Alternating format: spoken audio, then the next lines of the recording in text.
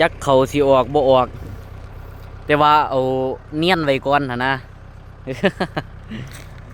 เรียบร้อย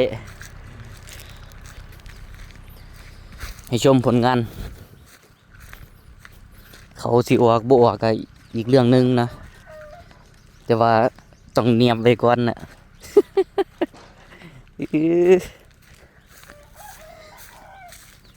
เสร็จสิ้นไปอีกหนึ่งงาน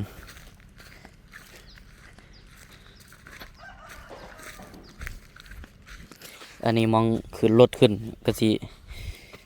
อันนี้นิดนึงเอาตีนเชี่ยเอาก็ได้ตัวนี้มองรถขึ้นมันสูงมันเฉียงพดปั่นบักยางงามหามนี่ยางเหยียบเป็นห้อยแล้วนี่เรียบร้อยครับแปลงหน่อยกระเมียนพุ่น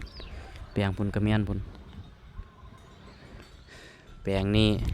แปลงนี้แล้วก็อีก2 แปลงฟังทางพุ่น